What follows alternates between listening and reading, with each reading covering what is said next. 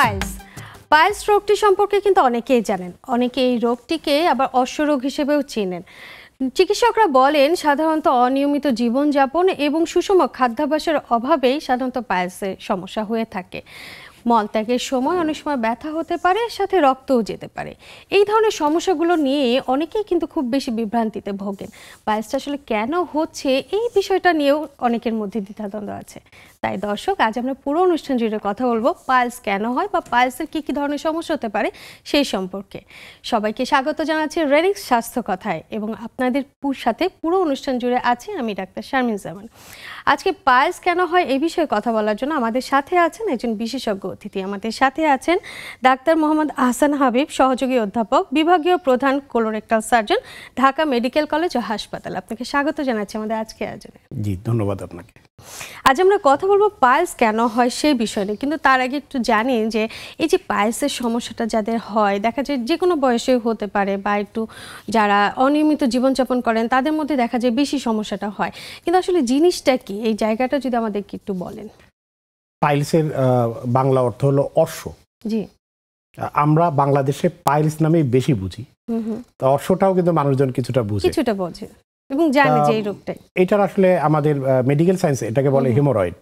জি, তা এটা বাংলাদেশে খুবই কমন একটা রোগ। এখানে যেটা হয় যে বাথরুমের রাস্তার ভিতরে যে মাংসপিণ্ড থাকে সেগুলো ফুলে উঠে। আচ্ছা, এই ফুলে উঠলে হয় কি, সেটা যখন বাথরুম করে তখন ওই ফোলাটা একটু বের হয়ে আসার মতো হয়।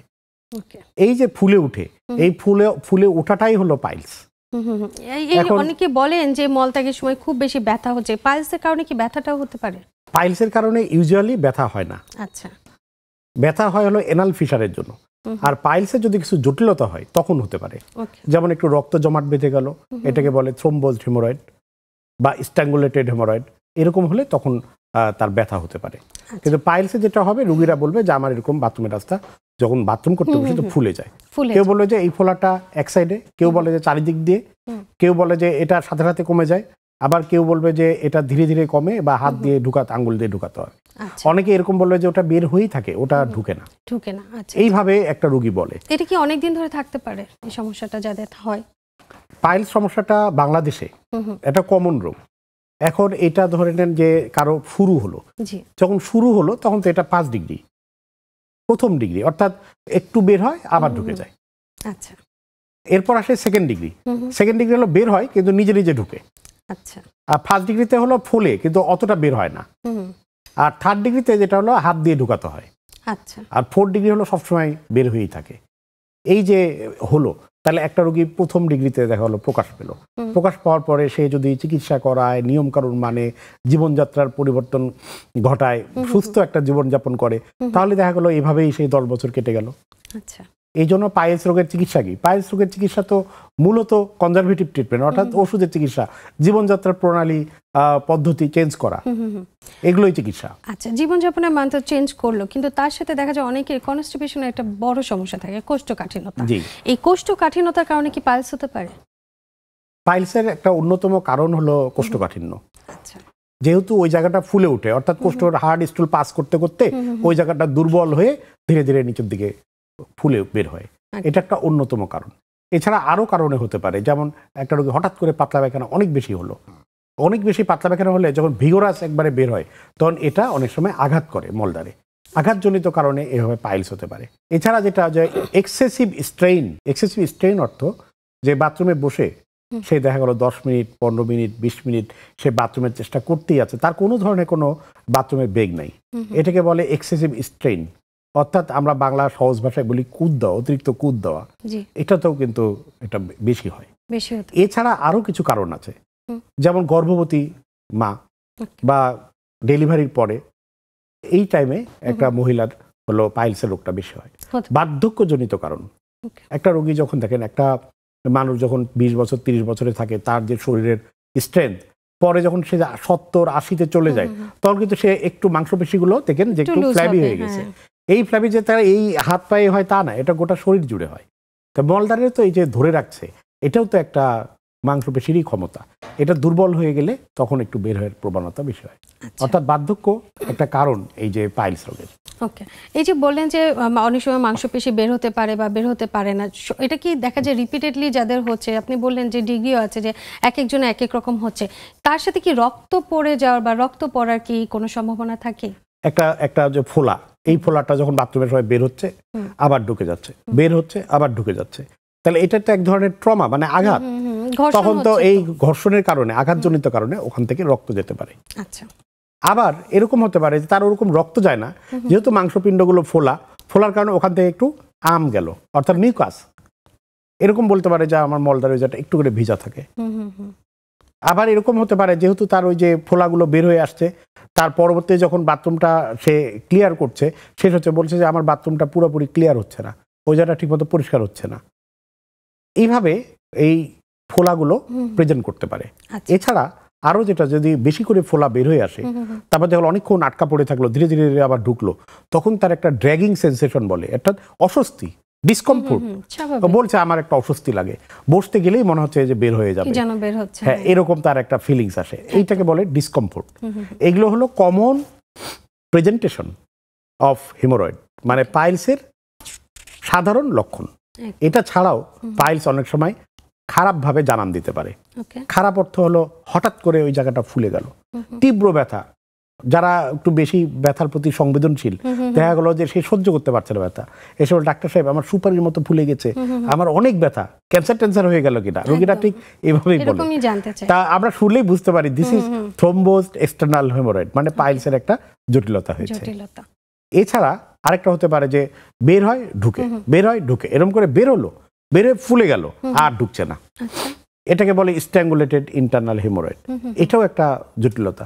এখানে রোগীর অনেক ব্যথা করতে পারে, জ্বর হতে পারে, ইনফেকশন হতে পারে, রোগী এই ক্ষেত্রে রোগী অনেক খারাপ থাকতে পারে। এইভাবে নানাভাবে এই পাইলসটা প্রেজেন্ট করতে পারে। সাধারণত অনেকে বলেন যে মলত্যাগের সময় একদম রক্ত যাচ্ছে এবং রক্তটা খুব তাজা থাকে। পাইলসের ক্ষেত্রে তো এরকম রক্ত যাওয়ার কোনো কারণ হতে পারে না, কিংবা হলেও বা অন্য কোনো সমস্যার জন্য এই ধরনের সমস্যা হয়, সেটা সম্পর্কে যদি একটু বলেন। এটা খুব সুন্দর একটা প্রশ্ন করেছেন আপনাকে। পাইলসের দিয়েই যে রক্তক্ষরণ হয়, এটা ছাড়া যে অন্য কোনো কারণে রক্তক্ষরণ হয় না, এটা কিন্তু ঠিক না। জি, পাইলস ছাড়াও আরো অনেক কারণে রক্তক্ষরণ হয়। যেমন ওখানে যদি কোনো পলিপ থাকে, পলিপ থেকে রক্ত যেতে পারে। যদি তার অ্যানাল ফিসার থাকে, ফেটে যে রক্ত পড়তে পারে। যদি কারো ফিস্টুলা থাকে, যার ভিতরের মুখটা বেশ খারাপভাবে আছে, ওখান থেকে রক্ত যেতে পারে। প্রোক্টাইটিস বলে একটা রোগ আছে, আলসারেটিভ কোলাইটিস আছে, রেডিয়েশন প্রোক্টাইটিস আছে, লাস্ট অফ অল ক্যান্সার বলে একটা রোগ আছে। এই ক্যান্সার রোগীরা বাংলাদেশে অনেক সময় অনেক অবহেলিত এবং ভুল চিকিৎসার শিকার হয়। কারণ এই যে ডায়োস্পিরিন হেসপেরিন ট্যাবলেট, এটা একটা গ্রামের লোক পর্যন্ত জানে যে এই ট্যাবলেটটা খেলে রক্ত যাওয়া কমে যায়। এখন যখন তার একটা ওখানে টিউমার দেখা দিল, তখন তাকে বললো, একটা দোকানে গেল, দোকানদার তাকে সহজভাবে ধরাই দিল। তারপর দেখা গেল যে সে এইভাবে আবার আরেকজনের কাছে গেছে, উনিও আবার এই ওষুধটা একটু ডোজ বাড়িয়ে দিল। বাড়িয়ে দিতে দিতে যখন ওইটা অনেক দূর গড়িয়ে গেল, ক্যান্সারটা অনেক দূর গড়িয়ে যেয়ে ব্যথা শুরু হলো। ক্যান্সার কিন্তু শুরুতে ব্যথা থাকে না, যখন ব্যথা শুরু হলো তখন তার অনেক দূর গড়িয়ে গেল, তখন সে ব্যথার জন্য আমাদের কাছে আসলো, ডাক্তার সাহেব পাইলস এখন তো অনেক ব্যথা করে।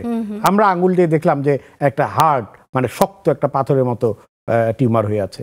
এবং বিশ্বাস করেন এই প্রেজেন্টেশনটা আমেরিকায় কমন না, কিন্তু আমাদের দেশে আমরা এটা কমনলি এনকাউন্টার করি, এই যে ভুল চিকিৎসা বা চিকিৎসাই নিচ্ছে না। এবং এরকমও হয় যে এই ধরে নেন পাইলসে একটু করে রক্ত যাচ্ছে, উনি মনে করছে এটা তেমন তো কিছু না, এরকম করে তার নিজেরই নেগলিজেন্সের জন্য সে অনেক দেরিতে আমাদের কাছে আসে। আবার পাইলস সমস্যাটা যেহেতু মলদ্বারে হচ্ছে, অনেকে সংকোচের কারণে যেতে চান না, বিশেষ করে আমাদের এই যে নারী রোগীরা আছেন যারা, তারা কিন্তু সহজে কিন্তু চিকিৎসকের কাছে যান না, যে ওষুধ কিনে নিয়ে এসে একটা খেয়ে ফেললাম, যদি একটু কমে যায়, তার জন্য আরো বেশি দেরি করে। ইভেন আমি এই পর্যায়ে এসে, আমি একজন বিভাগীয় প্রধান কোলোরেক্টাল সার্জারি বিভাগে, ঢাকা মেডিকেল কলেজ, আমি এখনো এরকম রোগী পাই যে এসে বলছে যে আপনি একটু যেটা শুনলেন, শোনার উপর আপনি একটু ওষুধ দিয়ে দেন, আমি আমার আম্মা বা আমার বোন ও খুবই লজ্জা পায় আপনাকে এভাবে দেখাতে যাচ্ছে না, মহিলা ডাক্তার ছাড়া দেখাবে না। ইভেন মহিলা ডাক্তার হলেও দেখাবে তাও না, ওইটা একটা লজ্জার স্থান সে মনে করছে। সে কখনোই কোনো অন্য কোনো মানুষকে সে দেখাতে চায় না, এমন মানে শুধু যে মহিলা তা না, পুরুষ রোগীও এরকম অনেক সময় বলে যে মানে যখনই বললাম যে পরীক্ষা করতে হবে সে লজ্জায় একেবারে লাল হয়ে গেল। কি হয়েছে যে আমার তো একদম গোপনাঙ্গ দেখে ফেলবে। কিন্তু দেখেন এই আমরা তো আল্লাহর সৃষ্টি জীব, আমাদের অসুখ বিসুখ তো আল্লাহ দিয়েছে। একদম ওখানে কি বলা আছে যে এই রোগের কোন হাদিস কোরআনে বা কোথাও লেখা আছে যে এইখানে রোগ হলে চিকিৎসা করানো যাবে না, এইখানে রোগ হলে ডাক্তার দেখানো যাবে না? একদম সেক্ষেত্রে আবার নারী বা পুরুষ এখানে কোনো ভেদাভেদ করা উচিত না। জি, এই ভেদাভেদও আমাদের মধ্যে থেকে তবে এখন আমি বলবো মানুষজন অনেক বেশি সচেতন। এর কারণ হলো যে আমাদের শিক্ষা দীক্ষার হার বাড়ছে। আমরা এই যে বারবার বলছি এগুলো যারা রোগী তারা কিন্তু দেখে এবং দেখে কিন্তু আমাদেরকে জানায় যে ডাক্তার সাহেব আপনার কিন্তু এই কথাগুলো ভালো লেগেছে। এই জন্য আশা করছি দেশের উন্নয়নও ঘটছে আর মানুষের মন মানসিকতারও এই উন্নয়ন, আমরাও চাই যে উন্নয়ন হোক, আরো বেশি হোক এবং সবাই সচেতন হোক অন্তত। কিন্তু এই সচেতনতার জায়গাতে এসে অনেকে যে ওষুধ যেমন কিনে খাওয়ার একটা প্রবণতা ছিল বা এখনো কম বেশি হলে আছে, এটা সাথে আরেকটা ব্যাপার থাকে যে পাইলসের সহজ সমাধান দিয়ে অনেক ধরনের আমরা বিজ্ঞাপন দেখে থাকি রাস্তার আশেপাশে এবং খুব দ্রুত অপারেশন করে বা অপারেশন ছাড়াই তারা চিকিৎসা করছে এবং সহজে তার ভালো করে দিচ্ছে, এই ধরনের কিন্তু বিজ্ঞাপন এখনো পর্যন্ত আছে। এবং এই বিজ্ঞাপনের ভিত্তিতে অনেকে যে চিকিৎসাও নিচ্ছে যে আমি একবারে গিয়ে আমার চিকিৎসাটা হয়ে যাচ্ছে, আমাকে আর পরবর্তীতে কোথাও যেতে হবে না বা একজন পুরুষ চিকিৎসকের কাছে যাওয়া লাগবে না, এই দ্বিধাতে আছে। তো আসলে এই ধরনের চিকিৎসাতে কি তারা সুস্থ হয়ে যায়? আসলে পাইলসের একটা চিকিৎসা সেটা হলো ইনজেকশন। আমরা হলো 5% ফেনল ইন অ্যালমন্ড অয়েল, এই উপাদানটা ইনজেকশন সিরিঞ্জের মধ্যে দিয়ে যে পাইলসের মধ্যে দেওয়া যায় তাহলে অনেক ক্ষেত্রে পাইলস কমে যায়। আচ্ছা, এটা আমাদের টেক্সট বুকেও আছে এবং ওটা ব্রিটিশ পিরিয়ড থেকে চলে আসছে চিকিৎসাটা, মানে 100-200 বছর আগেও এই চিকিৎসা ছিল। কিন্তু ঘটনা হলো যে এটাকে অফিস বেস প্রসিডিউর বলা হয়, মানে আমরা অফিসেই দিতে পারি। কিন্তু যেই লোকটা ধরেন বলছে যে সকল ধরনের পাইলস বিনা অপারেশনে ইনজেকশনের মাধ্যমে সুস্থ করা হয়, সে কিন্তু পাইলস কি, অ্যানাল ফিশার কি, ফিস্টুলা কি আর ক্যান্সার কি ওর পার্থক্য সে বোঝে না। এখন সে অ্যানাল ফিশারের মধ্যেও ইনজেকশন দিচ্ছে, ফিস্টুলার মধ্যেও ইনজেকশন দিচ্ছে, সে ক্যান্সারের মধ্যেও ইনজেকশন দিচ্ছে, দিয়ে এই রোগটাকে আরো জগা খিচুড়ি বানিয়ে দিয়ে তারপর সেই রোগীগুলো আবার আমাদের কাছে আসে। এবং আমি আরো একটা বিষয় যে আমি আপনার কাছে চিকিৎসায় গেলাম, চিকিৎসা যে আপনি না জেনে একটা ভুল চিকিৎসা করলেন, জেনেও কিন্তু হতে পারে যে আপনি অপারেশন করলেন সফল হলো না, এটা হতে পারে, কিন্তু আপনি না জানার কারণে ভুল চিকিৎসা করলেন। তাহলে আমার তো একটা মিনিমাম দায়িত্ব আপনাকে জানানো যে আপনার এই চিকিৎসাটা ভুল হয়েছে। তারা না ওই রুগীরা তাদের কাছে ওইটুকুও ফলো আপ জানায় না যে আপনার জন্য আজকে আমার আজ এত দূর সাফারিংস হলো, এটা জানায় না, আমাদের কাছে আসে। তাদেরকে আমরা বলি যে আপনাদেরকে জানাতে হবে, কারণ উনি তো বুঝতে পারছে না তার জন্য রুগীরা কত পরিমাণ ক্ষতিগ্রস্ত, জানায়ও না তারা। এটাই হচ্ছে ব্যাপার যে আমরা আসলে সংকোচের কারণে সব জায়গায় গিয়ে আসলে আটকে যায়, যে সহজভাবে যে বলবে যে আমি তো তার দ্বারা ভুক্তভোগী হয়েছে, এটাও আসলে অনেকে জানাচ্ছে না। তবে আমরা আশা করব যে এই ধরনের চিকিৎসা তারা নিবে না সেই হিসেবে। তবে এখন বর্তমান সময়, আধুনিক সময় আমরা সব ধরনের চিকিৎসা দেখেছি, সব কিছুতে আধুনিকতার ছোঁয়া, মাইক্রোস্কোপিক চিকিৎসা তো সব জায়গায় হচ্ছে। পাইলসের ক্ষেত্রে আসলে কি ধরনের আধুনিক চিকিৎসা আছে আমাদের? আসলে পাইলসের জন্য একটা অপারেশন, তাও প্রায় 20 বছর হয়ে গেল, যেটা ইতালির প্রফেসর অ্যান্টোনিও লঙ্গো শুরু করেছিলেন। মানে এটা বাংলাদেশে এতটা জনপ্রিয় হয়েছিল যে লঙ্গো প্রসিডিউর বললেই মানুষজন জানে পাইলসের জন্য লঙ্গো অপারেশন। তা আমি ব্যক্তিগতভাবে লঙ্গো অপারেশন খুব পছন্দ করি, কারণ আমার অলরেডি 14 সাল থেকে আমার এই লাইনে ক্যারিয়ার। তারও আগে আমি জেনারেল সার্জারি কনসালটেন্ট ছিলাম। তা এই দীর্ঘ সময়ে আমার মনে হচ্ছে যে লঙ্গো অপারেশনের মাধ্যমে যদি পাইলস অপারেশন করা হয় তাহলে তার রিকারেন্স রেট মানে রোগটা ফিরে আসার প্রবণতা অনেক কম, এবং তার কমপ্লিকেশন মানে জটিলতা অনেক কম। এসব কারণে আমি এটাকে সবচেয়ে বেশি পছন্দ করি। লঙ্গো হলো একটা স্টেপলার ডিভাইস, এরকম লম্বা। তো এটাতে যেটা করা হয়, মলদার থেকে ঠিক 4-5 সেন্টিমিটার ভিতরে একটা স্ট্রিপ কেটে ওটা অটোমেটিক জোড়া হয়ে যায়। মনে হবে যে কোনো ধরনের কাটাছেঁড়া নেই, কিন্তু বাই স্টেপলার এটা কেটে জোড়া হয়ে যায়। যেহেতু এটা 4-5 সেন্টিমিটারের উপরে, সেহেতু রোগীর কি হচ্ছে, রোগীর হলো যে ব্যথা, আমাদের ব্যথা কিন্তু নিচের 3 সেন্টিমিটার 3.5 সেন্টিমিটারে, তার চেয়ে 1-2 সেন্টিমিটার উপরে থাকার কারণে রোগীরা ওরকম ব্যথা পায় না। আর একটা হলো সার্কামফারেন্স, মানে চারিদিক জুড়ে কাজটা হয়। চারিদিক দিয়ে কাজ হওয়ার কারণে যেটা হয় যে এর রিকারেন্ট, যেমন আমি একটা পাইলস একটা ফোলা কেটে দিলাম, 3 মাস পরে তার আরেক জায়গা দিয়ে ব্লিডিং হচ্ছে, ডাক্তার সাহেব অপারেশন তো করলেন, আবার তো রক্ত যাচ্ছে, কিন্তু এটা যেহেতু চারিদিক দিয়ে কেটে জোড়া হয়ে যায়, এই জন্য এখানে আরেকটা জায়গা দিয়ে ব্লিডিং হওয়ার সম্ভাবনা একেবারে কমে যায়। নাম্বার 3, যেই জায়গাটায় অপারেশনটা হচ্ছে এই জায়গাটা হয়ে এটা একটা মিকোসা এন্ড সাবমিকোসা মানে একটা আবরণ কেটে জোড়া হয়েছে, তাহলে ভিতরে যে ফোলাগুলো একটু উপরে উঠে গেল, সাথে সাথে ফোলাগুলো কমে যায়, অপারেশন টাইমেই ফোলা কমে যায়। অপারেশন আগে যদি ছবি নেওয়া হয়, অপারেশন পর মুহূর্তে ছবি নেওয়া হয়, তাহলেই দেখতে পাবেন যে ফোলা নাই। আচ্ছা, কতটুকু ডিফারেন্স হলো সেটার সাথে সাথে বোঝা যায়।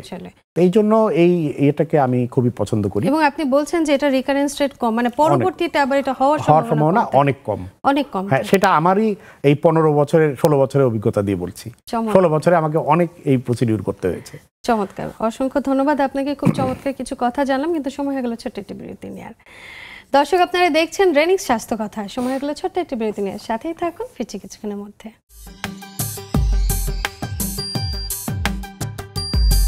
বিরতির পর সবাইকে আরো একবার স্বাগত জানাচ্ছি রেনিক্স স্বাস্থ্য কথায়। আজ আমরা কথা বলছিলাম পাইলস কেন হয় সেই বিষয় নিয়ে, এবং আমাদের সাথে আছেন ডাক্তার মোহাম্মদ আহসান হাবিব। বিরতিতে যাবার আগে আমরা পাইলসের চিকিৎসা সম্পর্কে জানলাম, যে বললেন যে চিকিৎসাটা খুব সহজভাবে করা যায়। এছাড়া কি আর কোনো চিকিৎসা ব্যবস্থাপনা আছে? হ্যাঁ, পাইলসের মূল চিকিৎসাই হলো ওষুধ, জীবনযাত্রার মান পরিবর্তন। আমি সহজ ভাষায় বলি রোগীদেরকে, দেখেন প্রতি 10টা রোগীর 7 থেকে 8টা রোগীরই চিকিৎসা হলো কনজারভেটিভ ট্রিটমেন্ট। ওষুধ দেওয়া, খাদ্যাভ্যাস পরিবর্তন করা, নিয়মকানুন মানা, সুস্থ জীবনযাপন করা। একদম। এই সুস্থ জীবনযাপনের মধ্যে কিন্তু অনেক কিছু আছে। আচ্ছা, সেগুলো সম্পর্কে জানবো, কিন্তু তার আগে একটু জানি, যেহেতু মিনিমাম হলো একটা অপারেশন, এই অপারেশনের পরবর্তীতে আসলে রোগীর কতদিন হসপিটালে থাকতে হয় বা কিরকম কোনো জটিলতা হওয়ার সম্ভাবনা থাকে কিনা? হ্যাঁ, ভালো কিছু করতে গেলে তো তার খারাপ কিছু মেনেই চলতে হয়। যেমন আমরা রাস্তা দিয়ে যাচ্ছি, একটা রিক্সা আপনার গায়ের মধ্যে উঠে চলে গেল, তার মানে তো আমার রাস্তায় যাওয়া বন্ধ হয়নি। ঠিক তেমনি এই যে একটা ভালো কাজ করতে যাচ্ছি, করতে গেলে তার কিছু কিছু জটিলতা হতে পারে। আচ্ছা, সেগুলো কি? এই জটিলতার মধ্যে একটা যেমন হলো যে যেহেতু কেটে জোড়া হচ্ছে লঙ্গতে, তারপরে অনেক সময় বড় বড় যে ফোলাগুলো এই লঙ্গ করার পরে ওগুলো কেটে দিতে হয়। তা আমরা অলওয়েজ ব্লিডিং চেক দিয়ে আসি, কোনো ব্লিডিং পয়েন্ট রাখি না। তারপরে দেখা গেলো রোগীটার পরবর্তীতে ব্লিডিং হলো। আচ্ছা, কিন্তু এটা কোনো কমন ঘটনা না, আনকমন, বাট হতে পারে। আচ্ছা, আবার যেহেতু ওখানে কাটা ছেঁড়া পড়লো, ইনফেকশন হয়ে গেল, এটাও খুবই আনকমন। যদিও মানুষজন মনে করে, বা আমি নিজেও একসময় মনে করতাম যখন আমি এই সাবজেক্টে ক্যারিয়ার করিনি, যে অ্যানাল অপারেশনে, মলদারের অপারেশনে মানে ইনফেকশন রেট হাই। কারণ হলো যে ওখানে তো ময়লা থাকে, এমনিতেই থাকছে, অনেক রকম ব্যাকটেরিয়া থাকছে, কিন্তু বাস্তবে সেটা না, এখানে ইনফেকশন রেট খুবই কম। কারণ হলো যে আমাদের মলদারের ওখানে রক্ত সরবরাহ, যেটা রক্ত সরবরাহটা অনেক বেশি, একই জায়গায় superior rectal artery, middle rectal inferior, 3টা রক্তনালী এসে জড়ো হয়। এই জন্য যেমন আমরা বলি সাগরের পানি বিশুদ্ধ, তেমনি এত ব্লাড সার্কুলেশনের কারণে ইনফেকশন হওয়ার সম্ভাবনা কমে যায়, খুবই কম থাকে। জি, তাহলে এই যে দুটা কমপ্লিকেশন, আরো জটিলতা হতে পারে। যেমন হলো যে তার ওটা ধীরে ধীরে যে জায়গাটায় কাটা হলো, ওই কাটা জায়গা ধীরে ধীরে সরু হয়ে গেল, অথবা কাটার কারণে ধীরে মলদারটা দুর্বল হয়ে গেল, ইনকন্টিনেন্স হলো, এরকম কিছু কিছু বিষয় ঘটতে পারে। কিন্তু এই জন্যই তো মানুষজন এক্সপেরিয়েন্সড হ্যান্ডের কাছে যায়, যারা রেগুলার একই কাজ করছে, তাদের তো ওই অ্যানাটমির সাথে একটা পরিচয় ঘটে গেছে। এবং এর পরবর্তীতে কি কি ধরনের সতর্কতা মেনে চলতে হবে সেটাও তো তারাই জানেন, যারা অভিজ্ঞ। জি জি, আমাদের হাতে এই জটিলতা আল্লাহর মধ্যে অনেক কমে গেছে, যে এটা আমরা নিয়ন্ত্রণে চলে আসছে। রোগীদের আসলে কি বলে দেওয়া হয় যে সতর্কতামূলক, যে তারা কতদিন চলাফেরা করবে না বা কতদিন পর হাঁটাহাঁটি করবে, এই ধরনের কোনো বাধ্যবাধকতা থাকে? আমি এই রোগীগুলোকে এক রাত ভর্তি রাখি আর কি। যেদিন অপারেশন করি পরের দিন সকালে ছুটি দিয়ে দিই। জি, এরপর রোগীকে বলা হয় যে আপনি ব্যান্ডেজগুলো খুলে দেওয়া হয়, খুলে দিয়ে কুসুম গরম পানিতে বসতে দেওয়া হয়, এটা শেখানো হয় রোগীকে। আচ্ছা, এরপর রোগীকে আমরা বলি যে আপনি বাসায় যেয়ে প্রথম 3 দিন বিছানায় বেশি শুয়ে থাকবেন। এই কারণ হলো যে তাদের যে অপারেশনটা করা হয় সেটা স্পাইনাল অ্যানেস্থেসিয়া, পিঠের মধ্যে একটা সিজারিয়ান সেকশনের জন্য ওইরকম একটা নিচের পোরশনটা শুধু অপারেশ করে করা হয়। এইটার একটা কমপ্লিকেশন, মানে জটিলতা হলো মাথা ব্যথা করতে পারে। এই জন্য ও প্রথম 2-3 দিন যদি বেশি হাঁটাহাঁটি করে, বেশি চলাফেরা করে, তাহলে মাথা ব্যথা হতে পারে। এই জন্য আমরা বলি প্রথম 3 দিন শুয়ে থাকবেন। খাওয়া দাওয়া শুরু থেকেই পেট ভরে ভরে খেতে বলি। গরু, খাসি, ইলিশ, চিংড়ি 1-1.5 মাস পরে খেতে বলি। আচ্ছা, এরপর বলি এই রুগীকে যে হিপ বাত রেগুলার নিয়ে 1 সপ্তাহ পরে আমাদের সাথে দেখা করার জন্য ফলো আপে আসতে বলি। পাইলস এবং অ্যালান ফিশার কিন্তু একই রকমই প্রায় অসুখ, তো এইদের চিকিৎসা ব্যবস্থাপনা কি একই রকমই থাকে নাকি কিছুটা ভিন্নতা আছে এখানে? আসলে পাইলস হলো মলদারের যে মাংসপিণ্ড সেগুলো দুর্বলতার কারণে বের হয়ে আসা, জি আর অ্যানাল ফিশার হলো মলদারে ঘা সৃষ্টি হওয়া বা ফেটে যাওয়া। জি, তাহলে যেহেতু একটা হলো মলদারের যে এই এক্সট্রা মাংসপিণ্ড, হ্যাঁ মাংসপিণ্ডটা ঝুলে আসছে মানে উইকনেস, আর এটা হলো মলদার চেপে গেছে, আচ্ছা ব্যথা ফেটে গেছে, চেপে গেছে, দুইটা দুই রকম হলো। ওকে, পাইলসে যেহেতু ওটা দুর্বলতার কারণে বের হয়ে আসে এই জন্য এর কোনো ব্যথা থাকে না। অ্যানাল ফিশারে ব্যথাটাই হলো মেইন সমস্যা, রক্তক্ষরণ দুইটাতেই হতে পারে। আর হলো পাইলসের ক্ষেত্রে এটা জটিলতা হয়ে যেতে পারে, যেমন হলো বলেছি আমি একটু আগে যে সুপারির মতো ফুলে উঠলো অথবা বের হয়ে ফুলে উঠে গেল, কিন্তু অ্যানাল ফিশারের জন্য যেটা হতে পারে যে এটা ধীরে ধীরে ওর মলদাটা চেপে শুরু হতে পারে, বাথরুম ক্লিয়ার হচ্ছে না, আর ওই জায়গাটা ইনফেকশন হতে পারে, যে ফিস্টুলা হতে পারে। এইভাবে একটা রুগীর দুইটা প্রেজেন্ট করে। বাংলাদেশে পাইলস আর অ্যানাল ফিশারের মধ্যে আমার দৃষ্টিকোণ থেকে, কারণ আমাকে তো অনেক রুগী এখন ডিল করতে হয়, অ্যানাল ফিশার কমন মনে হয়, দুটোই কমন, তার মধ্যে অ্যানাল ফিশার বেশি কমন মনে হয়। সেক্ষেত্রে কি শুধু মেডিসিনের মাধ্যমে কি এটা সারিয়ে তোলা সম্ভব? পাইলস এবং অ্যানাল ফিশারের দুইটা রুগীরই 10টা রুগীর মধ্যে 7-8টা রুগীরই চিকিৎসা হলো ওষুধের মাধ্যমে চিকিৎসা করা হয়, এবং নিয়ম কানুন, জীবনযাত্রা প্রণালী এই সব কিছু মিলেই তার চিকিৎসা। আর 2 থেকে 3টা রুগীর ক্ষেত্রে আমাদের অবশ্যই অপারেশন করতে হয়। ওকে, এই যে ওষুধের মাধ্যমে সারিয়ে তোলার কথা বলছেন, এই ওষুধগুলো মানে কতদিন ধরে তারা নিতে পারবেন? আমরা প্রথমে রোগীটাকে 1 মাসের চিকিৎসা দিই, 1 মাসের চিকিৎসা দিয়ে রোগীটাকে আবার ফলো আপ করতে বলি, কারণ একই ওষুধে একটা রোগীর অনেক কাজ হচ্ছে, ওই একই রোগে আরেকজনের ওই ওষুধে কাজ নাও হতে পারে, এজন্য দীর্ঘদিন পরে আসবেন এটা হয় না, আমরা 1 মাস পরে আসতে বলি। আসার পরে রোগীর রেসপন্স দেখে আমরা এই ওষুধটাকে 3 মাস 4 মাস পর্যন্ত কন্টিনিউ করি, করার পরে বন্ধ করে দিয়ে দেখি যে রোগী কতদিন ভালো থাকে। এভাবে করতে করতে অনেকের জীবনযাত্রার মান এগুলো শিখে যায় ভালোই চলে, তখন সুস্থ একটা জীবনে। আমরা মাঝখানে কিন্তু একটু কথা বলেছি যে আমাদের নারী রোগীরা অনেক সময় দেখা যায় যে এই গোপন অঙ্গ বলে তারা চিকিৎসা নিতে চান, আপনি বলেন যে পুরুষ রোগীদের ক্ষেত্রে একই, তো তাদেরকে যে চেক আপের যে ব্যাপারটা আপনি বলেন যে চেক আপটা না করে আসলে বোঝা সম্ভব না যে তার কি সমস্যা, এই যে যখন চেক আপটা করছেন তখন আসলে ব্যবস্থাপনাটা কেমন রাখা হয়? আমাদের রুমে ইউজুয়ালি একটা যে পেশেন্ট টেবিল থাকে, মানে পেশেন্ট এক্সামিনেশন টেবিল, রোগী পরীক্ষার যে ইয়েটা থাকে সেটা অলওয়েজ একটা স্ক্রিনিং করা থাকে, ঘেরা থাকে, এবং আমার চেম্বারে একজন মহিলা অ্যাটেন্ডেন্ট থাকে অলওয়েজ। কারণ হলো কি, পুরুষ একটা রোগী যদি দেখতে চায় তাহলে তো আমি পুরুষ, সো তার আরেকজন অ্যাটেন্ডেন্ট পুরুষ মহিলা যে কোনো হলেই চলে, কিন্তু মহিলা রোগী দেখতে গেলে আমার একজন মহিলা অ্যাটেন্ডেন্ট লাগবে, এই জন্য আমি একজন রাখি, সেটা হলো মহিলা অ্যাটেন্ডেন্ট। এরপরে আমরা রোগীটাকে ওইখানে ওই বিছানার চারিদিকে স্ক্রিন করে ওখানে শুয়ে দেওয়া হয়, শুয়ে দেওয়ার পরে রোগীটাকে আরেকটা কাপড় দিয়ে ঢেকে দেওয়া হয়, তারপর ওই জায়গাটা খোলা হয় এমন ভাবে যাতে খালি ওই জায়গাটাই দেখা যায়। এই সময় কি পরিবারে অন্য কোনো সদস্য যদি থাকতে চান সেক্ষেত্রে কি আপনারা অ্যালাউ করেন? আমার চেম্বারে আমি শুধুমাত্র হাজবেন্ড ওয়াইফ আর বাবা মাকে অ্যালাউ করি মহিলাদের ক্ষেত্রে, আর পুরুষের ক্ষেত্রেও ও যদি লজ্জা পায় এরকমই বাবা মা হাজবেন্ড ওয়াইফ, এর বাইরে আমি ইউজুয়ালি অ্যালাউ করতে চাই না। জি, অনেক অনেক ধন্যবাদ আপনাকে। আপনি বলছিলেন যে আসলে ওষুধের মাধ্যমে সারিয়ে তোলা সম্ভব, পাইলস বা ফিস্টুলা যেটাই হোক, যে ওষুধের কিছু ব্যবস্থাপনা আগে আপনারা দেন। অনেকে চিন্তা করে যে আমরা অ্যালোপ্যাথি ওষুধ না খেয়ে একটু হোমিওপ্যাথি খেয়ে দেখি বা অন্য কোনো ভেষজ কোনো ওষুধ খেয়ে তারা সুস্থ হওয়ার চিন্তা করেন, অনেকে নাকি সুস্থও হয়ে যান। আসলে কি এটা সম্ভব কিনা যে মানে আমরা যে ওষুধগুলো দিয়ে থাকি সেই ওষুধগুলোর বাইরে হোমিওপ্যাথি বা ভেষজ কিছু খেয়ে কি এটা সারিয়ে তোলা সম্ভব? আসলে এখনকার যে ওষুধগুলো এসেছে এগুলো তো রিসেন্ট আপডেট, মানে ধীরে ধীরে চেঞ্জ হয়ে এসেছে। 200 বছর আগে, 300 বছর আগে, 400 বছর আগে তখনও কিন্তু মানুষজন ওষুধ খেত। ওষুধ মানে দেখা গেল যে ওই কবিরাজ বলছে অমুক গাছের পাতা ওইটা ইয়ে করে খেলে এটা সমস্যা সমাধান হয়ে যাবে, এবং বাস্তবে হয়তো ওই সময় এগুলো কাজ করতো। পরবর্তীতে এগুলো থেকে রিসার্চ করে করে কিন্তু আজকের এই মলিকুল এসেছে। সো ওগুলো যে একবারেই কাজ করে না, করবে না, এই বিষয়ে আমি কোনো মতামত দিতে চাই না, কারণ আমি তো ওটা সম্পর্কে ব্যাপক জানি না। কিন্তু যদি আপনার একটা রোগীর দেখা গেলো যে কোষ্ঠকাঠিন্যর সমস্যা, আপনি যে কোনো ওষুধ দিয়ে যে কোষ্ঠকাঠিন্য কমিয়ে দিতে পারেন, তাহলে তো তার পাইলস বলেন আর অ্যানাল ফিশার বলেন দুটোই তো একটু কমে যাবে। আবার যেই মলমের মধ্যে, যেই ওয়েনমেন্টের মধ্যে আপনার হাইড্রোকর্টিসন জাতীয় উপাদান আছে আর ব্যথার উপাদান আছে, সেটা যেই মলমই হোক দিলে তো তার একটু উপশম হবেই।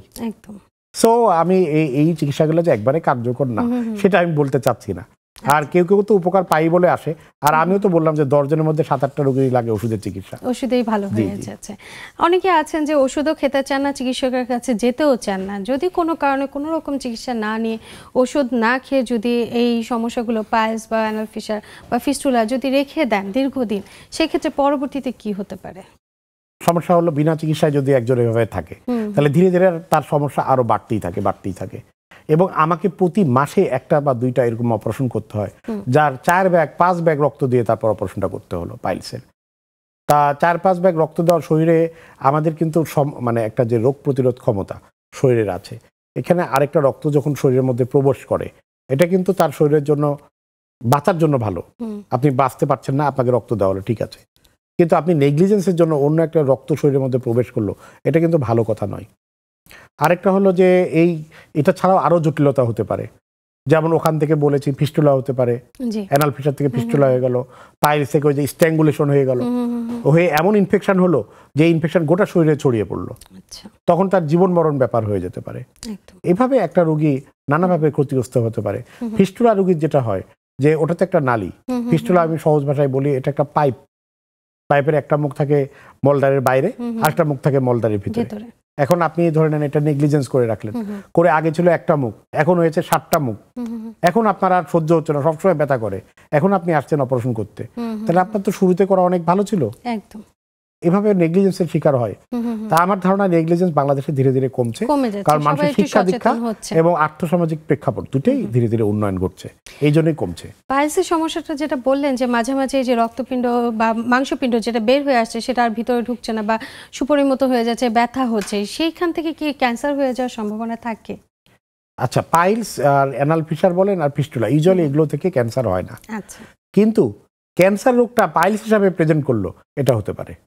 আচ্ছা, ওর ক্যান্সার ছিল এই জন্য রক্ত যায়, আপনি পাইলস মনে করে চিকিৎসা দিয়ে দিলাম, যেহেতু আমি ওখানে পরীক্ষা করিনি, ধারণার উপর, যার কারণে দেখা গেলো ওষুধ দিলে তো তার রক্ত যাওয়া একটু কমবেই, এবং পরে ধীরে হচ্ছে ওই ক্যান্সারটা বিস্তার ঘটে যাচ্ছে, বিস্তৃত হচ্ছে, এভাবে রোগীর ক্ষতিগ্রস্ত হতে পারে। এবং এটা তো প্রাথমিক পর্যায়ে তো বোঝাও যায় না যদি তার আগে থেকে। আমাদের অলওয়েজ টার্গেট যে কোলোরেক্টাল ক্যান্সার লক্ষণ শুরুর আগে নির্ণয় করা, এটা আমাদের টার্গেট, এবং আমরা এই জন্য কোলোনোস্কোপি পরীক্ষা এটা বাংলাদেশে ছড়িয়ে দিতে চাই। একদম, এবং যারা ডাক্তার যারা হচ্ছে তাদের মধ্যে বিভিন্ন ডিপার্টমেন্টে এটা বিস্তৃতি ঘটাতে চাই। তাহলে যত বেশি কোলোনোস্কোপি হবে তত বেশি কোলোরেক্টাল ক্যান্সার আর্লি মানে প্রাথমিক অবস্থায় ধরা পড়বে, এবং এই লক্ষণ শুরুর আগে যদি কোলোরেক্টাল ক্যান্সার ধরা পড়ে তাহলে তার আউটকাম অনেক অনেক অনেক ভালো। ওকে, এই যে বলেন যে ক্লোনোস্কোপিক ডাক্তার আপনারা তৈরি করছেন এবং সমস্ত ডিপার্টমেন্টে এটা ছড়িয়ে পড়ছে, তাহলে তো কিছুদিন পরে হলে বা বর্তমান সময়ে আমরা জানি যে ক্লোনোস্কোপি খুব অহরহই হচ্ছে, অনেক জায়গাতেই হচ্ছে, এগুলোর চিকিৎসা ব্যবস্থাপনা বা এই অপারেশনগুলোর খরচটা আসলে কেমন হয়? আসলে খরচ তো আমাদের ঢাকা শহরে বা ঢাকার বাইরে এক এক রকম। আমি তো ধানমন্ডিতে প্র্যাকটিস করি, তা সেখানে হলো হসপিটাল ভেদে একটু খরচ ডিফার করে। তা যেটা উচ্চ মধ্যবিত্ত মানের হসপিটাল, যেটা একেবারে উচ্চবিত্ত না, উচ্চ মধ্যবিত্ত হসপিটাল, সেখানে আপনার 60-70 হাজার টাকার মধ্যে মোটামুটি অপারেশন কমপ্লিট করা সম্ভব। আর যেটা একটু উচ্চবিত্ত ধরনের হসপিটাল সেখানে এটা হয়তো আরো 15-20 হাজার টাকা বেশি পড়তে পারে। এটাই বাংলাদেশের খরচ। তবে আমি যেটা লক্ষ্য করেছি সেটা হলো ঢাকার বাইরে যে বিভিন্ন জেলাগুলোতে সেখানে খরচটা আরো কমে যায়, কারণ হলো ধানমন্ডি এলাকা বা কি বলতে পারি আমরা জেলা পর্যায়ে যে আমাদের হাসপাতালগুলো আছে সেখানে কি এই ধরনের চিকিৎসা হচ্ছে? কোলোরেক্টাল সার্জন অলরেডি অনেক তৈরি হচ্ছে, এবং একটু জানা দরকার যে কোলোরেক্টাল সার্জারি এই বিষয়টা এখন যারা নতুন ডাক্তার তাদের মধ্যে একটা মানে বিশেষ একটা ভালো লাগার সাবজেক্ট, এবং এফসিপিএস বা এইগুলো পরীক্ষায় সবচেয়ে বেশি পরীক্ষার্থী থাকে এই সাবজেক্টে, যারা এমবিবিএস পাস করার পরে। কথা নতুন একটি এই ডিপার্টমেন্ট বলতে পারি, কারণ আপনি ঢাকা মেডিকেল কলেজে আছেন এবং সেখানে বিভাগীয় প্রধান হিসেবে আছেন আপনার বিভাগে, এবং এই বিভাগটিও তো নতুন। হ্যাঁ, আমাদের ঢাকা মেডিকেল কলেজ হাসপাতালে যে কোলোরেক্টাল সার্জারি বিভাগ হয়েছে সেটা অল্প কয়েক মাস আগে এটা চালু হয়েছে। আচ্ছা, এখানে চিকিৎসা নেয়ার জন্য একজন রোগী কিভাবে যাবেন বা কোথায় গেলে খুঁজে পাবেন এই সম্পর্কে জানবো একটা বিরতি থেকে এসে। দর্শক, সময় হয়ে গেল ছোট্ট একটি বিরতি নিয়ে। আপনারা দেখছেন রেনিক্স স্বাস্থ্য কথা। বিরতির পরে আবার দেখা হবে।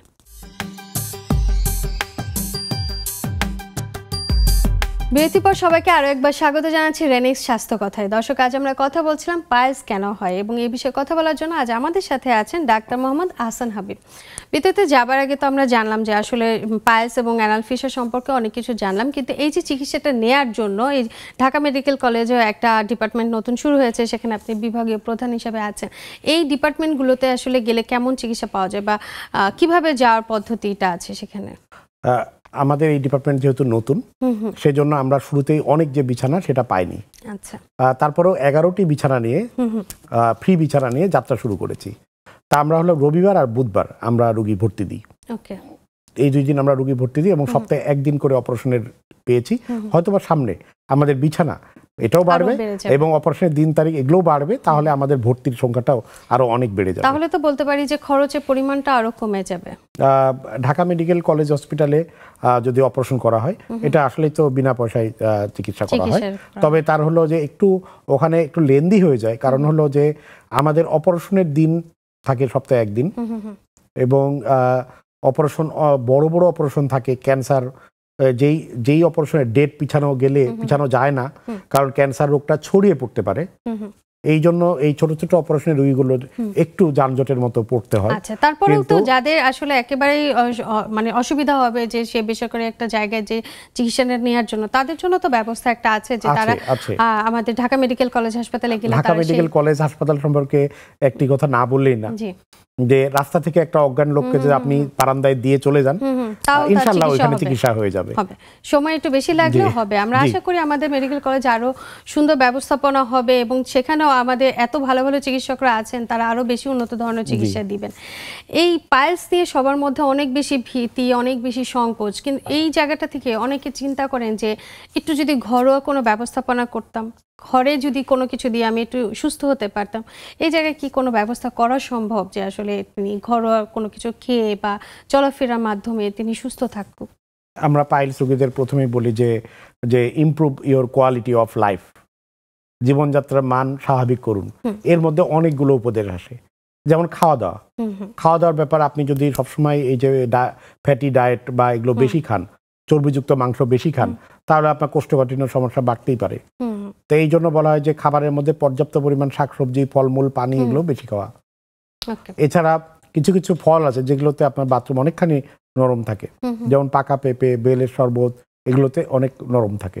যাদের কোষ্ঠকাঠিন্য সমস্যা আছে তাদেরকে এগুলো খেতে বলা হয়। জি জি, বয়সের একটা ব্যাপার থাকে যে একটা বয়স পরে গিয়ে কোষ্ঠকাঠিন্যতাটা ভালো হতে চায় না, সেক্ষেত্রে তারা কি করবেন? তাদেরকেও বলা হয়, আমি এই কিছুদিন আগে সেপ্টেম্বর মাসে ইন্দোনেশিয়া গিয়েছিলাম। ওখানে বিশ্বাস করেন আমি দেখলাম প্রায় 80 বছর বয়স বা তারও ঊর্ধ্বের বয়সের লোকজন দৌড়াচ্ছে, তারপর ব্যায়াম করছে এবং তাদের অ্যাপ্রোচ দেখেই বুঝবেন তাদের বুট পরে হাফ প্যান্টের মতো পরে দৌড়াচ্ছে। তার মানে এটা রেগুলার করে, হঠাৎ করে একদিন করেনি। আমাদের দেশে একটু 60-70 বছর বয়স হলে তো ধরে নিচ্ছে আমরা একদম বুড়ো মানুষ হয়ে গেল, জীবনে আর কিছু করতে পারবে না, তখন তাদের অ্যাক্টিভিটিস গুলো কমে যায় এবং তাদের মন মানসিকতা ওইরকম যে আমি কোনো অ্যাক্টিভিটিসের মধ্যে থাকতে পারবো না। তা আমার মনে হয় যে এগুলো থেকে বের হতে হবে, স্বাভাবিক জীবনে থাকতে হবে। আর আমাদের প্রসিডিউরে তো কিছু মানে সমস্যা, যেমন আমার রাস্তাঘাট ঢাকা শহরে, সেটা কি দৌড়ানোর মতো, সেটা কি হাঁটার মতো, সেগুলো আমাদের একটু ব্যর্থতা আছে। আবার হলো ধরে নেন একটা লোককে 59 বছর বয়সে চাকরিতে আমাদের রিটায়ারমেন্ট হয়ে যায়, দেখা গেল 59 বছর বয়সে অনেকেই বৃদ্ধ হয় না, তখন সে হঠাৎ করে তার কাজ কালকে থেকে আপনার কাজ নেই, সে তো মানসিকভাবে ভেঙে পড়ে সে দেখা গেল কর্মঠ মানুষ অল্প দিন পরে অসুস্থ হয়ে পড়ছে। বা এইসব কারণে আমাদের এই যে বয়স্ক লোকরা হয় কি বিভিন্ন রকম ডিপ্রেশনের মধ্যে থাকে।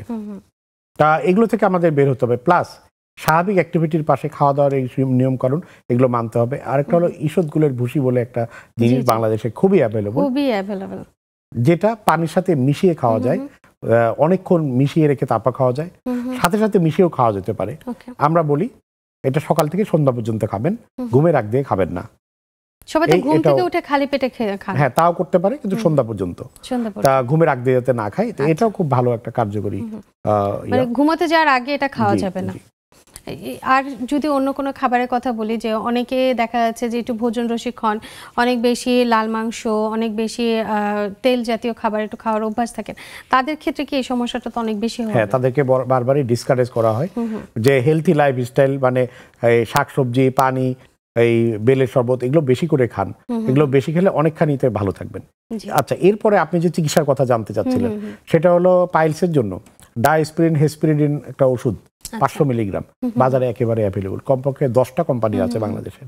সকালে একটা রাতে একটা করে 1 মাস আমরা খেতে বলি। এরপর আমরা এই হলো কিছু ল্যাকটোলোজ সিরাপ আমি প্রিফার করি। ল্যাকটোলোজ সিরাপ আমরা 2 চামচকে 3 বার 1 ফাইল খেতে বলি, তারপর থেকে বাথরুম কষা হলে খাবে। তারপর আছে একটা ওয়েন্টমেন্ট, এই যে এই ধরনের কিছু ওয়েন্টমেন্ট আছে বাজারে, খুব অ্যাভেলেবল বাংলাদেশে। এই ওয়েন্টমেন্ট প্রতিদিন 2 বার করে মলদারের মধ্যে ব্যবহার করতে হয় 15 দিন থেকে 1 মাস। তাতে দেখা যায় একটা রোগী দীর্ঘদিন ভালো থাকে। এই ক্ষেত্রে কি বয়সের কোনো ব্যাপার থাকে, যে দেখা যাচ্ছে 20-30 বয়সে যারা আছেন তাদের ক্ষেত্রে হলেও একই রকম চিকিৎসা ব্যবস্থাপনা হবে, বা যারা আরেকটু বয়স্ক হয়ে যাচ্ছেন তাদের ক্ষেত্রে একই হবে? হ্যাঁ, তা একটা হলো বয়সজনিত একটা ডিফারেন্স হয়, যেটা হলো বার্ধক্যকালে কোষ্ঠকাঠিন্য, এটা একটু কমন বার্ধক্যজনিত কারণে। কোষ্ঠকাঠিন্য কমন রোগ বার্ধক্যদের। সেক্ষেত্রে এখন ওই যে নতুন কিছু ওষুধ আসছে লুবিপ্রোস্টন, আমি যেটা করি 8 মাইক্রোগ্রাম লুবিপ্রোস্টন 8 মাইক্রোগ্রাম সকালে একটা রাতে একটা, খাবার আধা ঘন্টা পর 1 মাস খেতে দিই। তারপর দেখি রেসপন্স কেমন। রেসপন্স ভালো হলে এটা তা না 3 মাস 4 মাস খাওয়ালে অনেক রোগী দীর্ঘদিন ভালো থাকে। আচ্ছা, পরবর্তীতে এটা কি আবার ফিরে আসার সম্ভাবনা থাকে যারা ওষুধের মাধ্যমে সুস্থ হচ্ছেন? এখন হলো আমাদের একটা কোয়ালিটি অফ লাইফ বলে একটা কথা আছে। যেই সমস্যার কারণে আপনার কাজকর্মের ব্যাঘাত ঘটে যাচ্ছে, আপনি নর্মাল কাজকর্মতে করতে পারছেন না, অ্যাংজাইটির মধ্যে চলে যাচ্ছেন, সেই ক্ষেত্রে আমরা অপারেশনের কথা বলি। আদারওয়াইজ এটা যদি একটু করে ট্রাভেল করে আপনি আবার নর্মাল লাইফেই থাকতে পারেন, তাহলে আমরা মনে করি যে এটা ওষুধ দিয়েই চালাবো। তাহলে ওই রোগী সহজে আমরা অপারেশন করি না, অপারেশন করার প্রয়োজন হয় না। আপনাকে অসংখ্য ধন্যবাদ। আমরা একদম শেষ পর্যায়ে চলে এসেছি। এই যে যারা পাইলসের সমস্যায় ভুগছেন, বা ফিস্টুলা হয়েছে, অ্যানাল ফিশার হয়েছে, রক্ত যাচ্ছে, অনেক বেশি সমস্যার মধ্যে থাকেন, তাদের জন্য আপনি বারবার একই কথা বলছেন যে লাইফস্টাইল পরিবর্তন। এই লাইফস্টাইলের সাথে যদি আরও কিছু অ্যাড করেন যে তারা সুস্থ থাকবে কিভাবে, এবং চিকিৎসকের কাছে কখন মনে করবে যে না, আমার আর বসে থাকার সময় নেই, আমার এখনই যেতে হবে চিকিৎসকের কাছে? পাইলস রোগটা যদি একটু বেশি দূর গড়িয়ে যায়, অর্থাৎ যদি 3rd ডিগ্রি থেকে চলে যায়, তাহলে এটা অপারেশন লাগবেই। তা আমরা বলি 2nd ডিগ্রিতে চলে গেলে এটা অবশ্যই ডাক্তারের চিকিৎসা নেওয়া উচিত। অর্থাৎ বের হয়ে যাচ্ছে আবার নিজে নিজে ঢুকে যাচ্ছে, বাথরুমের সময় মাংসপিণ্ড বের হয়ে আসে ঢুকে যায়, এরকম। কারো যদি রক্ত স্বল্প হয়ে যায় এই রক্ত যাওয়ার কারণে, সেই ক্ষেত্রে তার হলো অপারেশন লাগবেই। এগুলো রোগীর অবশ্যই ডাক্তারদের কাছে আসা উচিত। আর যাদের বিভিন্ন রকম জটিলতা হয়, এই যে বললাম সুপারির মতো ফুলে ওঠে, অথবা ফুলে একেবারে লাল হয়ে রক্তপাত ঘটে যাচ্ছে, এগুলো রোগীর অবশ্যই ডাক্তারদের কাছে আসা উচিত। আমি বাংলাদেশ নিয়ে অনেক আশাবাদী বলেই আমি এই দেশে আছি। তা আমি এখন মনে হয় যে বাংলাদেশের বেশিরভাগ রোগী অনেক সচেতন, এবং আরো সচেতন হবে, এবং দেশের আর্থসামাজিক প্রেক্ষাপটে আরো উন্নয়ন ঘটবে, এবং মানুষজন সুস্থ থাকবে। তবে তারপরও শেষ মুহূর্তে আরেকটা প্রশ্ন করতে চাই, যেটা হচ্ছে যে অনেকেই মনে করেন যে বিদেশে গেলে মনে হয় ভালো চিকিৎসা পাবো, এই জন্য আমাদের পার্শ্ববর্তী দেশগুলোতে চলে যাচ্ছেন, ওখান থেকে অপারেশন করে আসছেন। তো সেখান থেকে কি বাংলাদেশের অপারেশন কি অনেক গুণ ভালো কিনা, এটা একটু বলে দিবেন। আমরা যে পরিমাণ রোগী ডিল করি, যে পরিমাণ অপারেশন করি, আসলে আমি বলবো যে দক্ষতার দিক দিয়ে আমাদের সাথে ডিফারেন্স হওয়ার কথা নয়। এখন এটা তো ডাইরেক্ট দাড়িপাল্লা দিয়ে মাপানো যাবে না, কিন্তু আমি কিন্তু রেগুলার পৃথিবীর বিভিন্ন দেশে ফেইল্ড ফিস্টুলা ন্যানো বাংলাদেশে করি, রেগুলার করি। সো আমি বলবো যে আমাদের উপর রোগীদের আস্থা রাখতে, এবং ইনশাল্লাহ আমরা পরবর্তীতে আরো ভালো কাজ করে বুঝিয়ে দেবো যে আমরা আসলে আস্থা রাখার যোগ্য। অসংখ্য ধন্যবাদ ডাক্তার মোহাম্মদ আহসান হাবিব, আপনি এত ব্যস্ততম সময়ের মধ্যে আমাদের সময় দিয়েছেন এবং আমাদের দর্শকদের এত সুন্দর ইনফরমেশন দিয়েছেন। ধন্যবাদ আপনাকে, ধন্যবাদ দর্শক শ্রোতাদের। দর্শক ধন্যবাদ আপনাদেরও যারা এতক্ষণ আমাদের সাথে ছিলেন। আজকের রেনিক্স স্বাস্থ্য কথায় কিন্তু আমরা অনেকগুলো ইনফরমেশন পেয়ে গেলাম দর্শক, যাদের পাইলসের সমস্যা আছে তাদের জন্য। আপনারা কিন্তু চাইলে একটু নিয়ম কানুন মেনে যদি সুষম খাদ্যাভ্যাসের অভ্যাস যদি একটু করে ফেলেন এবং জীবনটাকে একটু নিয়ন্ত্রিত করতে পারেন, তাহলে কিন্তু এ ধরনের সমস্যা থেকে সহজেই রেহাই পাওয়া সম্ভব, এবং খুবই কমের কিছু ওষুধ খেলে তার থেকে কিন্তু সুস্থ হতে পারবেন, এবং প্রয়োজন মতো একজন চিকিৎসকের শরণাপন্ন হওয়া খুবই প্রয়োজন। সবাই সুস্থ থাকবেন, ভালো থাকবেন, দেখা হবে অন্য কোনো পর্বে। আজ বিদায়।